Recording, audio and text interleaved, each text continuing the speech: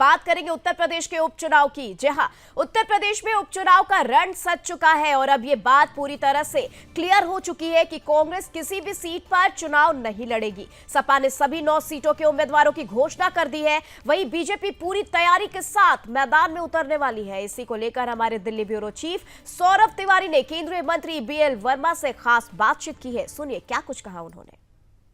उत्तर प्रदेश में सबकी निगाहें उपचुनाव पर लगी हुई हैं। हम बात करते हैं केंद्र सरकार के वरिष्ठ मंत्री बीएल वर्मा साहब से।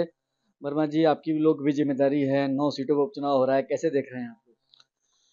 देखिए, चाहे चुनाव उपचुनाव हो या फिर हमारे झारखंड और महाराष्ट्र के चुनाव हो, अभी आपने जम्मू कश्मीर और हरियाणा के चुनाव देखे हैं।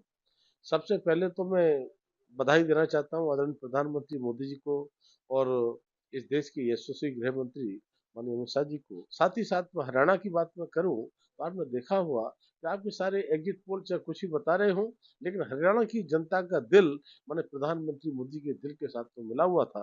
तो माने प्रधानमंत्री मोदी जी ने जिस तरह से देश का विकास किया है, देश के लिए काम किया है, तो हरियाणा के लोगों ने जिस तरह से उसे मोहर लगाने का काम किया है, तो मैं कह सकता हूँ जैसे हरियाणा के चुनाव परिणाम आए हैं, वैसे ही झारखंड हो या महाराष्ट्र हो या उपचुनाव हो, भाजपा का परचम सभी चुनाव में उपचुनाव में फहराएगा।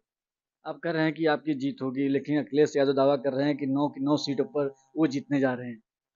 अखिलेश यादव तो जम्मू कश्मीर और हरियाणा में भी दावा कर रहे थे। अखिलेश यादव तो मध्य प्रदेश के चुनाव में भी दावा कर रहे थे। तो ये दावा समाजवादी पार्टी के लोग या इंडी गठबंधन के लोग जो करते हैं, उनके दावा सब वैसे नहीं होते हैं, खोखले दावे होते हैं। और उत्तर प्रदेश में मैं कह सकता हूँ कि परचम भाजपा का उपचुनाव में है। 9 सीटें अभी हैं, कितने सीटें आप लोग अनुमान किए कि आप लोग जीतेंगे? देखिए, हम तो 9 की 9 सीटों पर परचम फहराने की बात कर रहे हैं। कमल खिलेगा, सभी पर कमल खिलेगा। जो करहल सीट है तो अखिलेश कह रहे हैं उनका गढ़ है, और उस पर क्या कहेंगे आप? देखिए, मैं कहूँगा कि आज किसी का गढ़ कहीं कोई नहीं। हमने बड़े-बड़े अच्छे गढ़ ध्वस्त किए। अगर आप देखें तो आजमगढ़ में भी वो अपना गढ़ कहते थे, उस गढ़ को भी हमने ढाने का काम किया था। ये रामपुर को भी अपना गढ़ कहते थे, रामपुर में हमने ढाने का काम किया था। तब मैं कह सकता हूँ माननीय प्रधानमंत्री मोदी के नेतृत्व में और उत्तर प्रदेश में योगी जी के नेतृत्व में जिस तरह से विकास के कार्य हो रहे हैं, जिस तरह से उत्तर प्रदेश में कानून की व्यवस्था चुस्त और दुरुस्त हुई है, तब कोई किसी का गढ़ नहीं है। गढ़ है तो भाजपा के हैं। माननीय प्रधानमंत्री मोदी जी सबका साथ सबका विकास की तरफ से जो काम करते हैं, मुझे लगता है उस मंत्र को जो चरितार्थ किया है, वो देश की जनता उसको देख रही बाकी दोनों राज्यों में भी, झारखंड और महाराष्ट्र में भी कमल खिलेगा। है। हाँ, झारखंड और महाराष्ट्र में कमल खिले। धन्यवाद।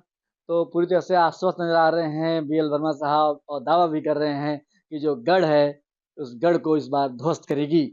सौरभ तिवारी, सुदर्शन न्यूज, दिल्ली।